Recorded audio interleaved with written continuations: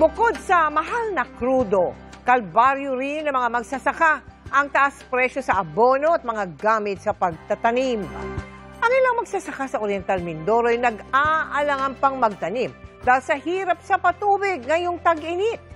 Kabilang sila sa tinulungan ng Operation Bayanihan ng GMA Kapuso Foundation. Tuwing buwan ng Abril, karaniwang dinarayo na ng mga magsasaka ang mga tindahan ng farm supply bilang paghahanda sa taniman. Ngunit ngayong tumaas ang presyo ng mga produktong petrolyo, problemado ang mga magsasaka. Bukod kasi sa mahal na diesel, tumaas rin ang presyo ng abono dahil sa tensyon sa gitnang silangan, kung saan nagagaling ang malaking bahagi ng mga sangkap sa paggawa ng fertilizers.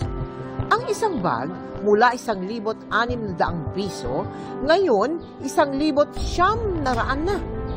At sa isang ektarya, kinakailangan ng 9 na bag ng complete fertilizer.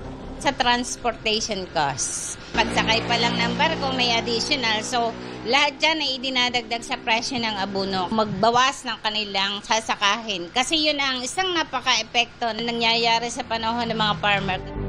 Gaya ng magsasaka na si Dennis, dahil hirap sa patubig sa kanyang palayan, pansamantala na ring nagtanim ng kalamansi. Ayun nga lang, nanuyo ang pananim na kalamansi, dulot ng matinding init, kaya't kumonte ang kanyang ani.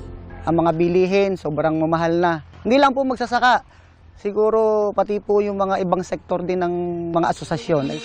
Kabilang ang mga magsasaka sa Calapan, Oriental Mindoro, sa hinatira ng GMA Kapuso Foundation ng tulong sa ilalim ng Operation Bayanihan. Patuloy po ang ating paghahatid ng tulong sa mga naapektuhan ng pagtaas ng petrolyo. Taos puso po kami nagpapasalamat sa GMA Kapuso Foundation. Ang pakiramdam ay ngayon ay nasa krisis, pero nandyan kayo para alalayan at tulungan. At sa mga nais namang tumulong, maaari po kayo magdeposito sa aming mga bank account o magpadala sa Cebuana Loanier.